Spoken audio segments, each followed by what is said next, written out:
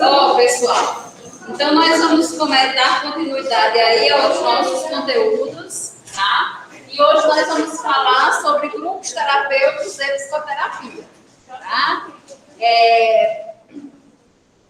Vamos iniciar falando sobre os grupos terapêuticos e depois nós vamos para as psicoterapias. Então, assim, os benefícios dos grupos terapêuticos, né? A princípio, pessoal, os grupos terapêuticos, eles têm vários benefícios. E veja que os grupos terapêuticos, eles podem ser formados por, eles podem ser compostos por pacientes, famílias, apenas grupos terapêuticos de pacientes, apenas grupos terapêuticos de família. E a gente pode estar inserindo os dois, grupos terapêuticos de famílias e de pacientes, certo? Então, a gente tem esses três tipos aí de grupos terapêuticos, tá? Um grupo terapêutico, ele pode ser feito por qualquer um dos profissionais de nível superior, certo? Por que de nível superior? Porque nós recebemos uma capacitação maior de como trabalhar esses pacientes, tá? E também, né, dentro da academia, nós recebemos maiores informações como trabalhar com esses pacientes, tá? Outro ponto positivo, que é benéfico para os grupos terapêuticos, é a questão de muitos grupos terapêuticos trabalhar a questão do convívio social desse paciente. Então, a gente tenta explorar, dentro desses grupos, como são as relações desse paciente com as pessoas que eles convivem dentro de casa, como é o dia a dia deles, como é a relação deles com os vizinhos. E assim nós vamos construindo, porque tudo isso é importante para que a gente entenda o porquê que o paciente chega com um comportamento diferente, tá? E através desses relatos nos grupos terapêuticos, muitas vezes um paciente que não quer falar algo da vida dele, ele acaba falando, certo? Então, vamos entender aí o grupo terapêutico com pacientes, tá? Às vezes, um paciente, ele acaba nos confidenciando coisas dentro de um grupo terapêutico que a gente traz isso como importante para o tratamento dele. Uma certa vez, nós da enfermagem estávamos fazendo um grupo terapêutico com os pacientes, trabalhando a questão da sexualidade.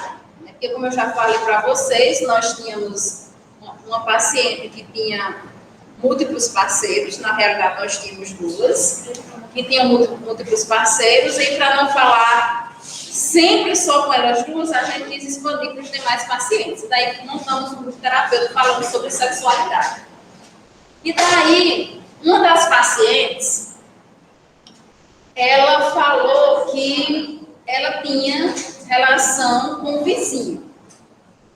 E até então, nós ficamos, assim, pensativos com esse depoimento da paciente, porque, segundo a família, ela nunca tinha tido relação sexual, tá? Então, acabou o terapêutico, né? Trabalhamos com todos e depois fomos fazer um atendimento individual com essa paciente para saber como era essa relação, que era o que estava acontecendo, tá? E daí, ela nos relatou como acontecia a relação sexual, né? Contou até os pormenores do que se fazia na relação sexual, do que ela fazia, do que o parceiro fazia, que era o vizinho, tá? E daí nós chamamos a responsável por ela. E quando a responsável chegou, nós nem falamos dessa questão que ela tinha relatado, né, que tinha relações com o vizinho. Nós perguntamos como era o convívio dela os vizinhos. E ela disse que o único vizinho que tinha, o outro era descampado, o outro lado da casa era descampado, e o único vizinho que tinha era um casal, onde o senhor era acamado, tinha câncer, né? E assim, ele estava já mais para via óbito do que para, né, viver. Aí, o que é que a gente imagina, né? O paciente está inventando isso, né? Aí a gente vai além. Onde é que ela tirou todas essas coisas que ela falou, todos esses pormenores da relação sexual, né? E a gente começa a investigar e veja que tudo isso aconteceu através de um grupo terapêutico. Então, vocês vejam a importância do paciente, de nós trabalharmos os pacientes dentro de grupos terapêuticos. Porque um fala, o outro quer falar, o outro quer falar, e daí eles vão relatando coisas que são benéficas para o tratamento, certo? E daí nós descobrimos, ao final de tudo, que a paciente ela estava alucinando, tá? O problema dela que era depressão com bipolaridade, certo? E daí ela estava começando a desenvolver uma comorbidade que seria a esquizofrenia, porque ela estava começando a apresentar alucinações. E na realidade, depois ela relatou essa questão de que foram as vozes que mandaram ela falar isso. Ela estava tendo alucinação auditiva, certo? Então, isso é muito importante. E além desses relatos, pessoal, dos grupos terapêuticos, a gente pode estar observando, e isso é responsabilidade nossa, da enfermagem, observar o paciente. E aí, nessas observações, a gente muitas vezes, né, nota que o paciente tem uma pessoa do lado, tem outro paciente do lado, desse lado não tem ninguém, e ela está conversando desse lado. Tá? Daí a gente observa que essa paciente está alucinando, porque ele está conversando com alguém que está do lado, que não é visto por nós. Tá? Mas vocês mais para frente vão aprender as alucinações, e as alucinações elas são fiéis para o paciente que acredita. Tá? Então, para ele, realmente tem uma pessoa ali onde ele está conversando. Ok? Outra coisa com relação à família e os grupos terapêuticos é que, através dos depoimentos das famílias, nós encontramos depoimentos de parentes, né, onde o paciente está frequentando CAPS e ele está tendo uma melhora. Na outra extremidade, nós encontramos aquele familiar que já não aguenta mais, que ele já está no limiar. Não quero mais cuidar dele. Não quero saber mais desse paciente, não quero saber mais desse parente, tá? E a partir do momento que ele escuta um depoimento que o paciente melhorou, então ele possa ser que ele imagine, poxa, se o dela melhorou, então o meu pode também melhorar. Então eu vou dar mais uma chance no tratamento dele. E assim nós vamos construindo, certo? Outra coisa que a gente pode ver dentro dos grupos terapêuticos com relação à família é a questão de a gente observar que aquele parente, que aquela mãe, ela está precisando de um atendimento, ela está precisando de uma ajuda melhor. E daí nós vamos encaminhá-la para um serviço, tá? Para um psicólogo, para um terapeuta, para uma oficina, para um psiquiatra. E aí a gente vai tirando esses benefícios dos grupos terapêuticos, certo? Então, aqui, ó, os benefícios dos grupos terapêuticos. Explora questões no contexto social, refletindo mais fielmente sobre a vida real.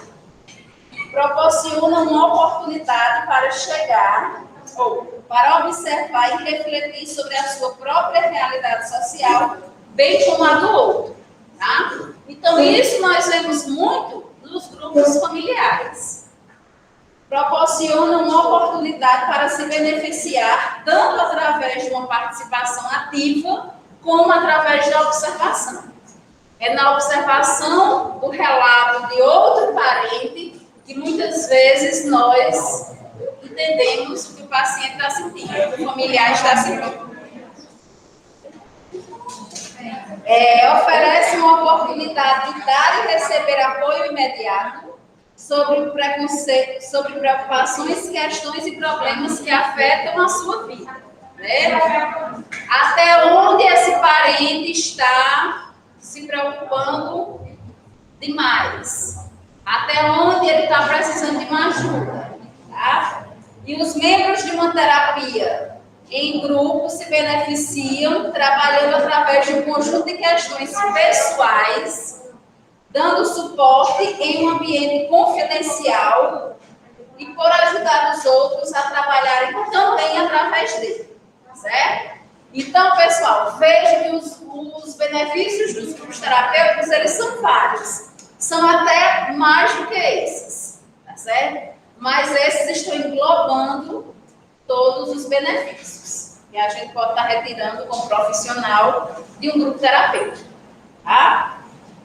E daí nós vamos para as psicoterapias. Vocês estão copiando, é? É? Pronto, que tá lá. Eu coloquei hoje pela manhã, viu? Então vamos lá. Psicoterapia. Quando vocês escutam falar em psicoterapia, vocês acham que profissional pode estar fazendo psicoterapia? Ótimo, psicólogo. Tá? Aí veja bem, pessoal. Na questão, quando nós trabalhamos dentro de um CAPS, que a gente trabalha grupo terapêutico, dentro do grupo terapêutico a gente também pode estar fazendo essa psicoterapia sem necessariamente ser um psicólogo, tá? Então, nós observamos, através da psicoterapia, o que o paciente está precisando, e daí nós encaminhamos para o psicólogo adentrar nessa psicoterapia, tá? Mas nós, profissionais de nível superior do CAPS, que nos especializamos, fizemos uma capacitação, a gente já aprende o básico da psicoterapia, tá? Daí a gente, se vê a necessidade, encaminha para a psicóloga fazer essa terapia, fazer essa psicoterapia e dar continuidade ao tratamento do paciente, certo? Na psicoterapia, nós trabalhamos o psicodiagnóstico e os casos pontuais. Que casos pontuais são esses, pessoal? É o que eu já falei diversas vezes para vocês, que é o sofrimento psíquico, certo? Então, veja, às vezes vocês podem encontrar em um prontuário de um paciente do CAPS a sigla HD. HD é o que a gente chama de hipótese diagnóstica, tá?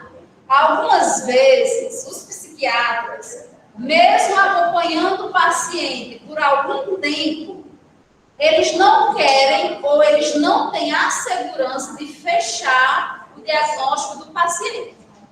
Porque algumas vezes ele tem um comportamento que o direciona para uma patologia e às vezes direciona para outra.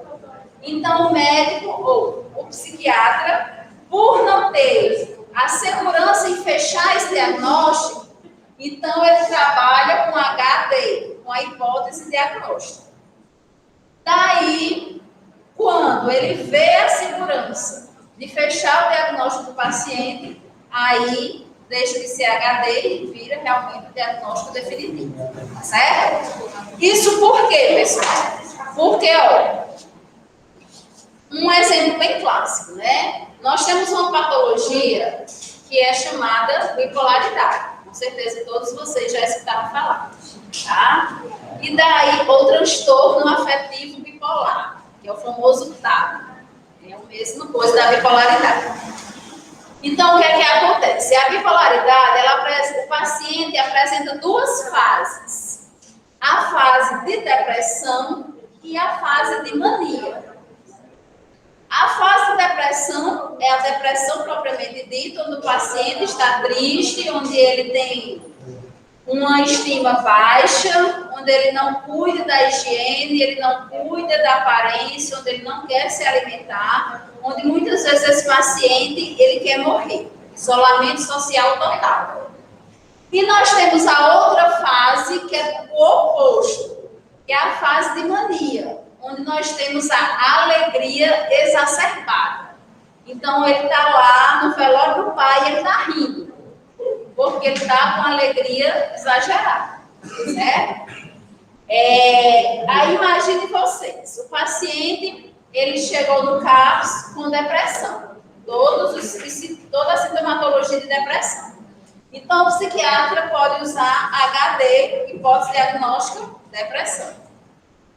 Só que hoje o paciente acordou super alegre, vestiu uma roupa toda colorida, está falando com todo mundo, está na rua, não veio nem almoçar em casa, ou seja, está super feliz da vida, tá? Rindo com tudo. E daí, para a família, esse paciente se curou, esse paciente melhorou. Porque antes ele não estava com depressão, agora ele não está mais, ele está super feliz, tá? Só que não é uma felicidade como a nossa de pessoas normais, é uma felicidade exacerbada. Certo? E daí o que é que acontece? Nós temos que informar a família e a este paciente que, na verdade, ele não melhorou, ele mudou a fase. E agora ele vai deixar de ser um paciente com hipótese diagnóstica de depressão e ele vai ser um paciente com diagnóstico de bipolaridade. Por quê? Porque ele está apresentando as duas fases, a depressão e a fase de mania, certo? Então, vejam que caso vocês encontrem isso aqui, vocês já sabem que é porque o médico, o psiquiatra, não tem a segurança de fechar o diagnóstico desse paciente devido a várias sintomatologias diferentes desse paciente, ok? É isso que a gente trabalha na psicoterapia. Na psicoterapia, nós iremos trabalhar a hipótese diagnóstica, tá? E daí, quando a gente observa que o paciente está necessitando de algo mais, a gente caminha para o psicólogo, porque ele tem as técnicas para trabalhar esse paciente dentro da terapia, que nós, outros profissionais, não temos, certo? Mas veja aqui, a psicoterapia básica, ela pode ser feita por outros profissionais que tenham tido uma capacitação em psicoterapia, certo? Além disso, pessoal, a psicoterapia ela pode ser desenvolvida em pacientes com problemas psíquicos, que são aqueles problemas que nós já citamos: luto, perda, estresse, certo? Então, isso vai ser trabalhado dentro das psicoterapias, que tem que ser em ambiente clínico, certo? Então, mesmo os outros profissionais, nós outros profissionais, realizando psicoterapia, o ambiente tem que ser clínico. Por quê? Porque nós temos que observar o comportamento desse paciente, tá? A gente não faz psicoterapia só para que o paciente conte sua história. A gente vai esperar ele contar e quando ele está contando, nós vamos observar, tá? Essa observação é mais rigorosa com a enfermagem, certo? Nós temos que observar o paciente na triagem, na psicoterapia, na consulta de enfermagem. Quando o paciente está lá realizando uma oficina, a gente já tem que passar com esse olhar clínico, observando o comportamento do paciente, certo? E daí,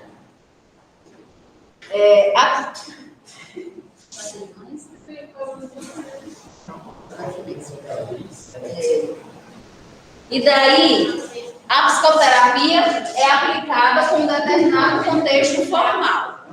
Ela pode ser individual, casal, familiar e grupo, tá? Que isso aqui, pessoal, são os tipos de psicoterapia que nós vamos ver mais na frente. O objetivo da psicoterapia é o quê? Cura, diminuição do sofrimento, estresse ou incapacidade do paciente, tá? E daí, eu chamo a atenção para vocês na palavra cura. Ó, vocês vão encontrar algumas literaturas falando de transtornos mentais, onde elas dizem que o paciente com transtorno mental não tem cura. Já escutaram isso aí? Ao mesmo tempo, vocês vão encontrar literaturas que falam que o paciente com transtorno mental foi curado. Na realidade, essa cura em transtorno mental é o que a gente chama de estabilidade. O que seria essa estabilidade? É o momento que o paciente ele não apresenta mais crises, ele já não toma mais as mesmas medicações, ou talvez nem tome medicação, ele não faz mais terapia, ou seja, ele já passou por todo esse processo. E agora a doença dele está estável e ele está em estabilidade. Isso não quer dizer que 20 anos depois, esse paciente não volte a sentir as mesmas coisas. Tá? Então, o que é que a gente considera nesse período de 20 anos? Que ele se curou? Não, que ele está em estado de estabilidade. Né? Então, essa cura dentro do transtorno mental é a questão da estabilidade. Nós temos vários relatos de pacientes, hoje adultos, mas que apresentaram essa mesma sintomatologia quando criança. Um exemplo. Nós temos uma paciente hoje que ela é diagnosticada com TOC. Quando criança, a mãe relata que ela teve essa mesma sintomatologia de TOC. O que é que acontecia? Na sala da casa dela, tinha uma planta dessas de plástico. Tá? Então, toda vez que ela, enquanto criança, passava na sala, ela tinha que tocar na planta. Ela podia passar na sala sem tocar na planta, só que ela tocava. A partir do momento que ela tocava, ela se sentia contaminada. Tá? Ela achava que a planta contaminava a sua mão e daí ela ia lavar as mãos.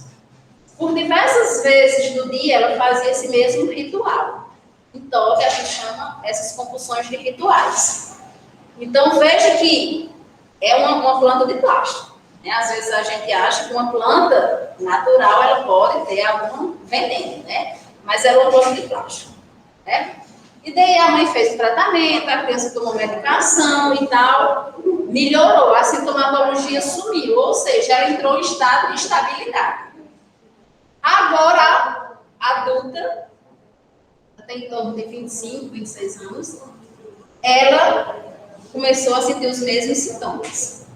Só que o ritual que ela desenvolve hoje é totalmente diferente.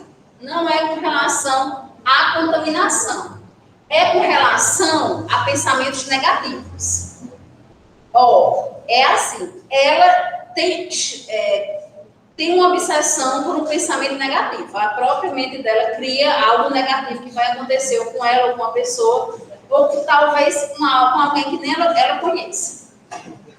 Quando ela chega a esse pensamento negativo, ela tem que ir para a rua e olhar para o meio-fio da calçada. Tá? Quando ela olha para o meio-fio da calçada, é como se ela transferisse esse pensamento negativo para o meio-fio. E esse pensamento ficasse lá. Quando o carro passa, ele esmaga o pensamento negativo e ele não irá acontecer. Né? Então, vocês vejam como a nossa mente cria. Quem tem TOC sabe que tudo que ele imagina é irracional. E a gente sabe que é irracional. Né? O que é que o carro vai passar e esmagar um pensamento? Esse não posso pensar. Tá? Pois é, ela fica esperando lá até o carro passar. Aí, pessoal, então veja que todo esse período aí ela teve estado de estabilidade. Ela não teve cura. Ela estava estável. Certo? E daí os sintomas ressurgiram agora na vida adulta. Ok? E daí nós vamos trabalhar agora os processos da psicoterapia. Tá? Nós temos, pessoal, 6 processos da psicoterapia. Vamos entender como são essas 6 fases. Tá? Então, veja bem. A primeira fase é a fase pré-contemplativa.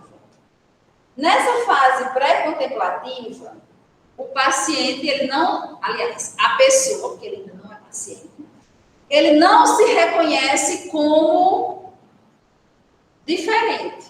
Ele não se reconhece com um comportamento diferente. Então, veja bem, todas as pessoas da casa dizem para ele que ele está com um comportamento diferente. Ele está agressivo, ele está irritado, ele está estressado, ele grita demais, ele está impaciente, mas ele não se vê com isso. Tá? Para ele está com um comportamento normal. As pessoas que estão querendo algo mais dele, estão inventando isso aí. Mas ele não tem nenhum problema. A pessoa mudou o comportamento, ela sempre foi alegre e comunicativa. Hoje ela está se isolando, ela está triste, ela está chorosa, ela não quer conversar com as pessoas, ela não liga para a aparência, ela não liga para a higiene, ela não liga para comer. Está com um comportamento totalmente diferente. Para ela está do mesmo jeito. Fase pré-contemplativa. Eu bebo todos os dias. E minha família está vendo isso, que eu estou bebendo todos os dias, que eu estou virando um alcoólico. Mas para mim, quando eu quiser, eu paro. Eu só bebo no dia que eu quero. Certo? Eu faço uso de drogas. E daí eu estou fazendo uso todos os dias. Já estou dependente da droga. Para mim, no dia que eu não quero usar droga, eu não uso. Por quê? Porque eu estou no período pré-contemplativo. Eu não me vejo como alcoólatra, eu não me vejo como drogado. Certo? E isso é uma realidade que a gente vê na maioria dos alcoólatras e drogatícios. Né? Eles param no dia que querem. Não é assim? Então, eles estão na fase pré-contemplativa, da despreocupação. Tá? Então, o paciente não tem consciência do seu problema e não tem a intenção de modificar o seu comportamento. Até porque, né, para ele, o comportamento está normal. Apesar de as pessoas à sua volta estarem cientes do problema, nesta fase, os pacientes só procuram terapia se obrigados. Aí lá vem outro problema para nós profissionais. Paciente dentro do CAPS obrigado é o paciente que vai dar trabalho por todo o tempo que ele está lá. Porque ele não vai querer estar lá, porque ele está no meio de doido e ele não tem nenhum problema. Porque a família que está obrigando, né? Aí ele vai ser violento com os profissionais, vai apresentar violência com os pacientes, e daí é um caos, certo? Aí, pessoal, nós temos a fase contemplativa. A fase contemplativa é quando aquela pessoa que dizia que não tinha nada, ela agora vê que ela tem. O comportamento realmente está alterado, ele está muito agressivo. Tá? O comportamento está alterado, essa pessoa está muito triste. O comportamento está alterado, realmente eu não consigo parar de beber. Realmente eu não consigo parar de usar drogas. Então eu preciso de ajuda. Tá? É nessa fase de consciência, falando aí do álcool, do alcoólatra, né, que chamam elitista, né, e do drogatício, é onde nós, profissionais do CAPS, temos que entrar logo com o atendimento do CAPS AD com esses pacientes. Porque eles estão conscientes hoje de que são usuários. Amanhã, semana que vem, possa ser que eles não tenham mais essa consciência. Tá? Voltem para a pré-contemplativa. Ok? Então, se no município não tem um CAPS AD, a gente tem que logo caminhar para dar referência e arranjar logo um atendimento para esses pacientes, usuários de álcool e drogas. Certo?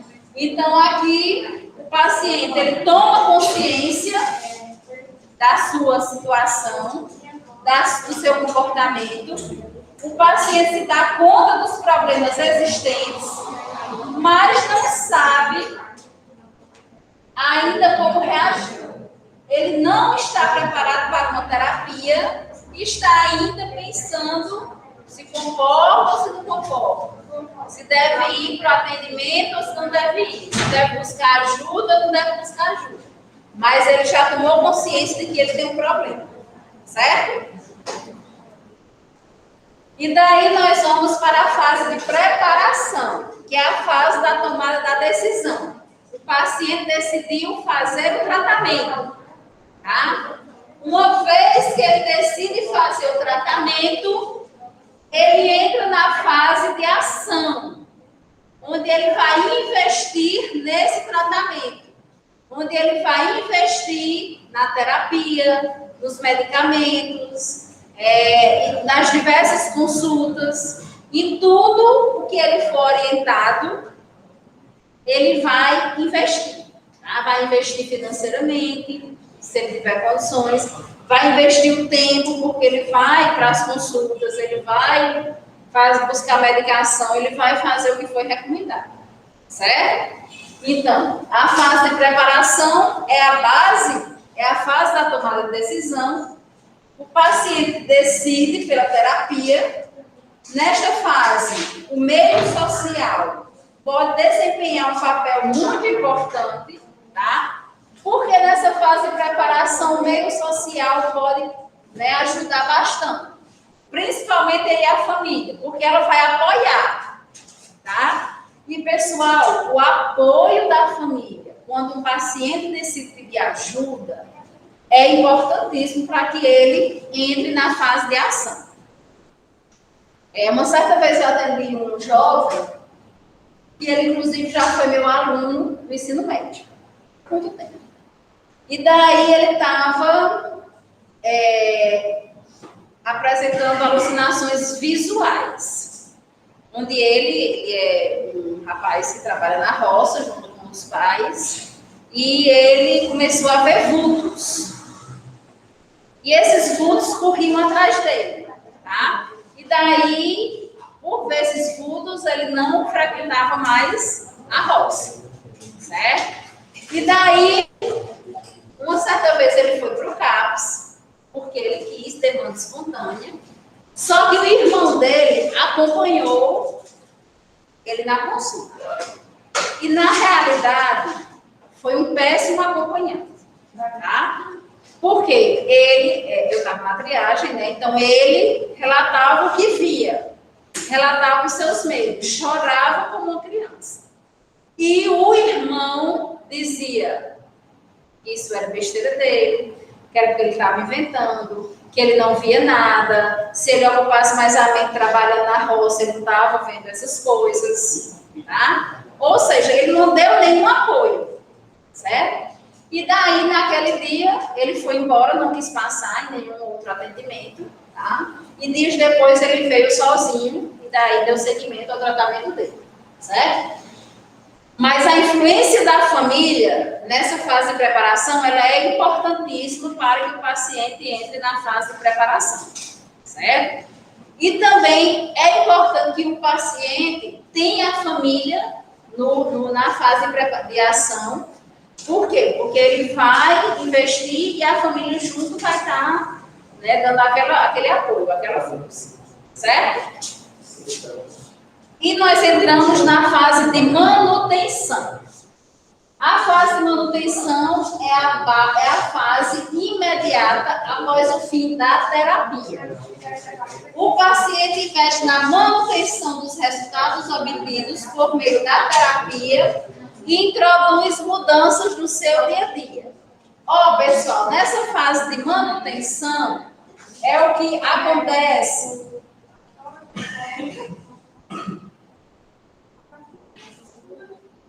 O que a gente chama de desmame da medicação. Tá? Aqui, o psiquiatra vai fazer o quê? Vai diminuir as dosagens dos medicamentos que o paciente faz uso. Com a continuidade, ele vai diminuindo, até que o paciente pode chegar ao mínimo de uso da medicação ou até ele não fazer mais uso da medicação. Porém, nós devemos orientar a família e o paciente que ele não pode fazer esse desmame sozinho, tá? Que a gente vê muito na atenção básica aí, né? Paciente com hipertensão. A pressão está ótima, está maravilhosa, não precisa mais tomar medicação.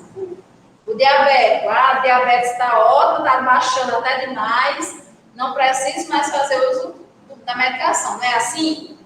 Aqui também acontece a mesma coisa. E o paciente não está mais alucinando, não está mais triste, não está mais chorando, está bem que só, já consegue trabalhar, já diminuiu as terapias, então não vou mais tomar medicação, porque eu já estou bom. E isso possa ser que a recaída seja bem mais grave, né, seja pior do que um psiquiatra fazendo aí esse desmame, certo? Então, nessa fase de manutenção, ocorre aí o desmame da medicação, tá? E a última fase aí que nós temos é a fase da estabilidade, que é a fase da cura, né? A famosa estabilidade, né? Nessa fase, o paciente solucionou o seu problema e o risco de uma recaída não é maior do que o risco de outras pessoas para esse transtorno específico, tá? Assim como outra pessoa que nunca teve transtorno mental pode apresentar os sintomas, o paciente que se curou, né, que entrou em fase de estabilidade, ele pode ter uma nova recaída e os sintomas serem bem mais intensos, certo? Tranquilo, pessoal, com relação às fases? Pessoal de casa, tranquilo?